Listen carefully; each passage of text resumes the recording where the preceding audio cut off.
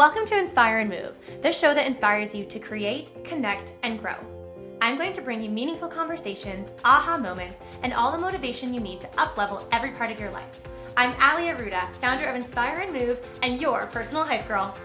I've gone from fashion school to celebrity stylist to corporate marketing to brick and mortar entrepreneurship with my husband, each time learning incredible lessons how to pivot, reimagine, and implement the steps to become successful. I am passionate about inspiring others to live their best life, a life of joy. We have the power to design a life that we love because life is too short not to. The best part is that you weren't meant to do this alone. If you feel like you were meant for more, let me ride shotgun with you, and together, let's get you to where you want to go. Hello, everyone. Welcome back to the Inspire and Move podcast. I am your host, Matt Arruda, and we are in studio today in downtown Burlington, Ontario, and I am so excited to be here in studio with the one and only Matt Arruda. Your one and only. My one and only. That's right. Damn right. Damn right. Yeah. Damn straight. Yeah. In case you thought that it was Newport Beach, just look out the window as we're in the middle of a blizzard. Yeah, it's snowing here, but that's fine. We're going to think of somewhere warm. It's hot in here. It sure is. Steaming, piping hot. Today's topic is piping hot because it is something that has been so integral to our growth and success. And I feel like we have become really obsessed with talking about this, whether it's with each other, but also conversations with other people. And that is the power of masterminds and the impact that masterminds have on your success journey, your momentum journey, and really what it can do for you. And so we wanted to break down what this experience has been for us. I couldn't agree more. I think it's something you don't know about or how impactful it could be until you've done it or you are in it. If I'm going to even back up from that, it starts with the decision to do it, because the decision to do it in and of itself is already the commitment before you even get there, because oftentimes it doesn't just require time out of your schedule, however that looks, as a potential parent, a business owner, both, whatever that means for you. The idea of potentially increasing your side hustle to a main hustle, but needing help to do it, and deciding, getting in a room with seasoned vets that have been where you have been and can provide that value for you, hopefully. All of that decision making to say, yes, I will do it, has got to be one of the most, if not the most important parts, because we've talked about it before. Whether you do something or you don't do something, either one was a decision. And you're going forward with either one of those being a hell yes or I'm not there yet. Either way, you've decided one way or the other, a direction in which we are going to go.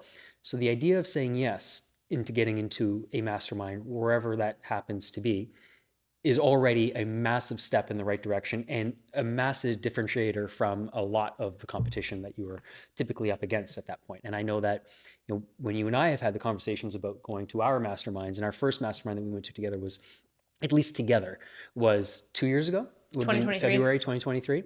And it was Chris Harder's first of, I think he only had like 5 or 6 of them, but it was the first of his series of roundtables. And it's essentially about a dozen people. Some were there as couples, most were there as individuals, and they were from all over the States, all over Canada, and they were all different walks of life. They're all different businesses and industries, but they shared the commonality of wanting to make themselves better so as to be able to impact the community that they came from, whether it mean growing within that community or expanding way beyond that community. Either way, getting into that room with other people they did not know of until getting there was the first decision they made to put themselves in a spot that nobody else up to that point has done in their business. And I was slower on the uptake on that because I hadn't done it before. I hadn't read the same books that you had read, maybe hadn't listened to the podcast, not maybe, I for sure hadn't listened to the podcast that you were listening to. And for what it's worth, I was also pretty deep in my own other job, in my own other line of work that had nothing to do with a self-development. I was more corporate at that point. And things have shifted tremendously, I would say, since then in these last 2 years. But the idea of making that the first step in the growth that has brought us to where we are here now, not just professionally speaking, but personally, and how we make our decisions for our lives in every capacity now, that was a massive needle moving event, I would say, in our lives looking back. Absolutely. Because I think also, I know you touched on this, that the room was full of people in in different states of their businesses, and actually also in different states of the US, as well as a smaller percentage of the Canadian representation. Strong contingent though. But I mean, one of which especially, you guys have heard her on the podcast before, Christina Bartold. Yeah. She's become one of our best friends and like absolute business bestie. Yeah. But we are so grateful for the connections. I mean, I feel like you have maybe monthly or every other month, like little man phone call dates with our friend one Zach. of my buddies, Zach. And I mean, I just voice noted Christina this morning on something. So this is 2 years later. Yeah. Right? And so talking about the connections that come from the room. So as Matt said, this particular one that we started with in 2023 was about a dozen people. And we have built such wonderful friendships, but also business relationships. I'm going to give you another example. My friend Denise, she is the founder of the activewear line Alala. I followed Alala for years. I followed Denise. I was such a fan of her brand and product. And I remember going around on the first day, going around the table for all of our introductions, and I hear her say, "Hi, I'm Denise Lee. I'm the founder of Alala." And my head, it's like it shot out of a cannon. I couldn't believe who I was in the room with. And we have since done so many fun projects together. You know, now that the Girlfriends Walk events that I started here in Burlington, Ontario, Canada, I'm now doing in the US, and she's a big part of that. So it is really powerful to see who you can meet and connect with in the room. But make no mistake, you are also connecting with people that have all of their own networks that if you play your cards right and you cultivate meaningful relationships, you're going to have networks beyond because of those connections. And you also want to show up to these rooms. You want to play full out. So you want to learn about these people. What do they do? What's their business? What's their family like? What do they love to do for fun? How can you support them? How can you support the projects that they are working on, the launches they're getting ready to launch, and being able to pour into those relationships to really create value. And I also think that you also have to be unabashedly able to ask for what you need in return. And another quick story that underlines that so poignantly is during this roundtable. We went to two of them, and I can't remember if this was our first one or the second one that we went to in 2023. But I'll never forget. We were we had a breakout session. So first of all, there's 12 of us, 15 of us. And then we break out into 3 or 4 groups. So now we're only a group of 4 or 5 people. So the chances of what I'm about to tell you is even smaller. So now we're in a group of 4 or 5 people. And I'm sitting beside a friend of mine, or a guy who I had made friends with, Joey Spears. And Joey is a fellow Canadian who happens to live in California now. But he and his wife are, I believe, it's a social media agency or marketing agency. And they really focus on creators, photographers. Yeah, and I mean, they're crushing it. They're awesome at what they do. Anyhow, we were talking in our small circle about what is it that you need? Like, you tell us what it is that you need. And he says out loud and completely off the cuff, "Man, you know what would be so friggin' amazing is if I could get someone who knows or has a connection to Jenny Bird." And then sitting right beside me is another member in the round table, but again, of the massive round table or the bigger round table. We're now at a smaller version of that. And this person says, "You mean like Jenny Bird, the jewelry designer, Jenny Bird?" And he said, "Yeah." And she says, "Jenny Bird was my babysitter growing up." And just like that, a text message is sent to Jenny Bird while we're sitting at that table, and the two of them are connected, and they get whatever they need from one another because he just happened to not show up in the room, but then asked for what he needed in the room. And magically, the person, likely the easiest person to make that connection from far and wide, happened to be in earshot and more than willing to fulfill that part of the conversation for him. I remember that story, and it was so powerful, and I love that we still talk about it.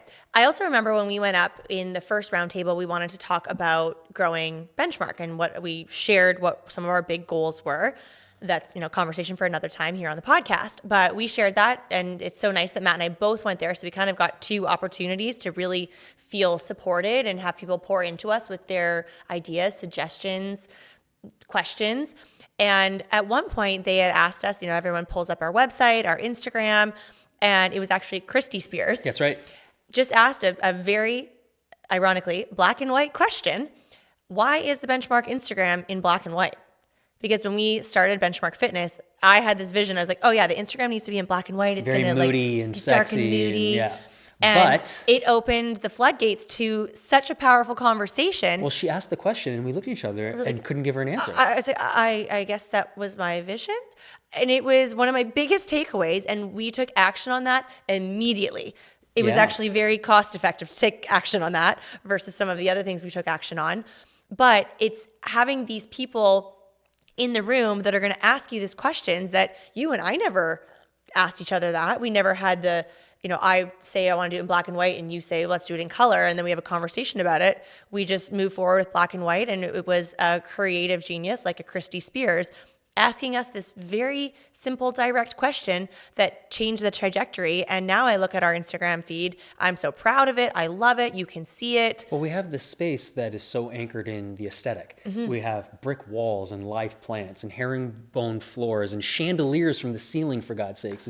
It's a beautiful, beautiful space for any business, let alone a gym space. Why the hell were we at any point ever thinking we should hide some of this in the shadows? It's ridiculous.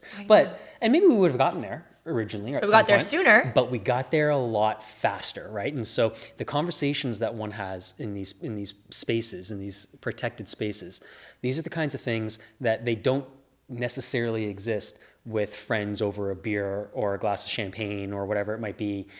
And it might for you, and it might sometimes for you. But what this is a hyper-focused, intentional. Yeah, a hyper-focused focus group of sorts that allows you to see into your own business wearing microscope lenses, as opposed to maybe eventually getting there on your own or with the help of a friend along the way, 6 months down the road, 12 months down the road. At what expense to you, you don't know. What you may have lost in those 6 months or 12 months, what eyes may have looked at your space and looked away from your space in those 6 or 12 months. Now you've got them because somebody who happens to be better at what they do for the niche that you need help with than what you know how to do in that niche.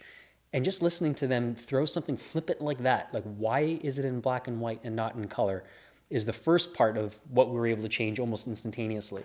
And those kinds of conversations are just tip of the iceberg type stuff. You're hearing people talk bigger and more consistently using acronyms like SEOs and things of that nature that you might have not necessarily had up to that point because you thought it might have been kind of fun and cute to open up your own business, but it is a real full-time gig. And it doesn't matter whether you are making $100K a year or $100 million a year, the principles of success remain the same. And the conversations that you have in these rooms to emphasize and to encourage the success of those steps is what you get, again, on steroids in those kinds of rooms, in those curated times. What would you say our investment was for that first roundtable? $10,000 US. $10,000. Just for context here, guys, we always love, and there's no need to hide anything. It's nice and tangible for you. So that was our first investment. And I'd say to this day, that is one of the most valuable investments we have ever made because of what we took out of it. Yeah. Now, what I'm going to share next is the amount of action that we took. So we shared our experience about going from black and white benchmark Instagram to color Instagram. And I actually think I sent that email that afternoon to our team to be like, I need a 9 grid in our color logo. That's what's going to separate black and white to color. And I had that done immediately. Then we came back to Ontario and I think we actually went for a brain dump date at our favorite coffee shop around the corner from the gym. And we just compared our notebooks and I wrote a massive list on my laptop, what we wanted to do and implement, a lot of which had a lot of dollars associated with it. But we chose to roll up our sleeves and take action. And our big takeaway was to focus on the value that we wanted to pour in to Benchmark Fitness, our brick and mortar gym, of what that experience would look like as an up-leveled version. What is that next level for the Benchmark client experience that will also ultimately also bring in more revenue? Yeah, and so we knocked down some walls. We brought in new equipment, a lot of recovery-focused equipment specifically. Towel service came through relatively quickly as well. Classes were upped. We maybe had 1 class a week, and it was, a Saturday morning. We actually used to do donation-based classes as a way to raise money for our Pigden Family Fund in memory of my dad and brother. But you know what's better than that is charging more money and then taking more money to be able to impact that charity on a much larger scale. And that's what we were able to do with a lot of the things that we hold at the gym and with Benchmark as the through line for a lot of these charitable events that we do operate accordingly now. It doesn't feel as much of a mom and pop shop anymore.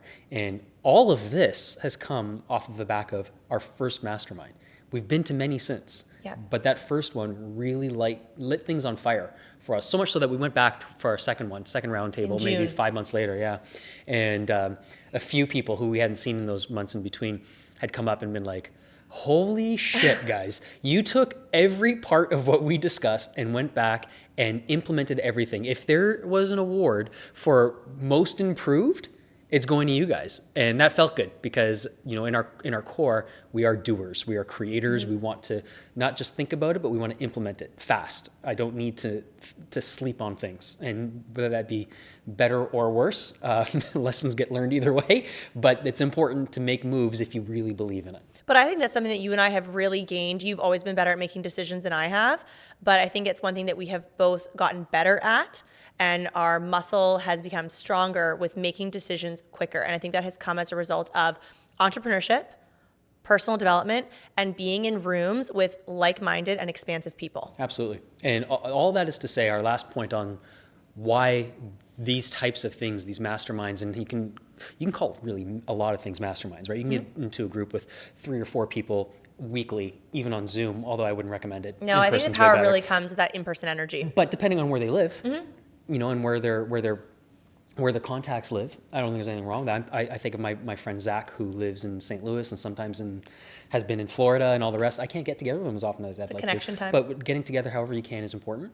And what I would say more than anything with these masterminds is what they have created for us, what they create for anybody who is willing to play full out once they're there and really commit to the entire process, is they serve as a shortcut to get what you want done quicker and to learn from the people that have done it before you better, or at the very least, they've done it. And maybe they failed the first 1 or 2 times in their own right. And tell me that's not valuable. Tell me that their failures and them telling you how they failed isn't almost as valuable as them telling you how to do it. Because either way, there's a lesson in each. But the bottom line is, without you being in that room, you're figuring it all out on the go, and it's a bunch of trial and errors. So avoid all the wasted time and dollars, and just sign up for the shortcut, if nothing else.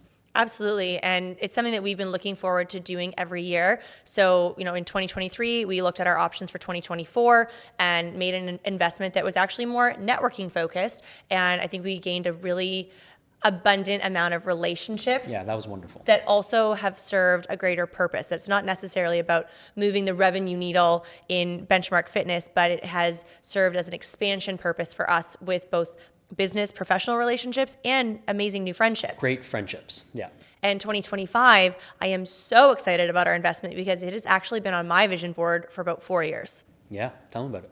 We are so excited that we are going into not only Chris Harder's Elite Mastermind, but now Lori has also joined him. So you're getting not one genius human, you're getting 2 genius humans designing this mastermind. And some people have been in it for, I think it's either 7 or 8 years that Chris has run the Elite, and there have been people in there every single year. Yeah. And we're really excited that we have built our business with a lot of hard work and resilience and action to be in a position where we can, be in the group that can apply to be in this mastermind, and that we get to do it together. And I love that. I have so much love and gratitude for the fact that you and I get to do these things together, and we really enjoy them. Yeah, I think they both lift us up when we see how much we get out of it and how much it moves the needle for our shared common goal, which is our life together. So that makes a big difference to why it's so motivating to do it all. But yeah, this Elite Mastermind it's a couple dozen of us, and we're going to meet for 3 or 4 days in March, and then we'll do it again for 3 or 4 days in October, and there'll be monthly calls that'll allow us all to dig into each other's issues and questions and problems as they arise over the next 12 months, essentially. But either way, it's going to up-level what it is that we're trying to get done, and we're doing it on the shoulders of remarkably accomplished people that have done it in their own right, in their own industries before us. So we're lucky to be a part of it, but we'd be crazy not to take advantage of it. Absolutely. And then these are all things that inspired us to run our first mastermind this past summer. Yeah. We ran our very first mastermind June 2024. I think it's safe to say we will probably run another one in 2025, as well as I'm so excited about my one-on-one coaching. Yeah, talk about getting in the room, right? You've got literal years of knowledge, experience, stuff that you've picked up as little nuggets along the way, and a lot of things that you've paid a lot of money. I mean, like thousands and thousands of dollars of US dollars to get this knowledge in your mind and be able to execute it on not just what we do for ourselves and our living, but now you've got 6 spots that are available for anybody who is setting up any stage of where they are in their entrepreneur journey, and being able to tap into not just your knowledge base, but your connection base, the people that you know, the people that has helped you or have helped you to get to the point that you're at here now, and allow that to be their own shortcut effectively, and to be doing it in the comfort of their own home. They don't have to travel anywhere for this one. They get to do this with you on the phone. Yeah, well, plot twist, there were 6 spots. Oh, snap. We got less? Yeah, we got less now. I love that. But we'll drop the link to apply for the coaching if that's something that you're interested in. We'll drop that in the show notes. And we're so excited about this podcast episode. Yeah, it was a great job. We're really passionate about masterminds. And wait for masterminds. it. What's Matt Arruda's favorite term? So excited to get in the room. There we go. Yeah. All right, guys. Thank you all for listening. Sending you all so much love and gratitude for being here. If you have a few extra moments and you'd be ever so kind to leave a 5-star rating and a quick little review, we always love and appreciate it. And until next time, we'll see you soon. Bye, guys. Thank you so much for listening. If you loved this episode, it would mean the world to me if you took 30 seconds and shared this on social media, send it to a friend, or leave a 5-star review. There is power in community, and I am so grateful to have you part of mine.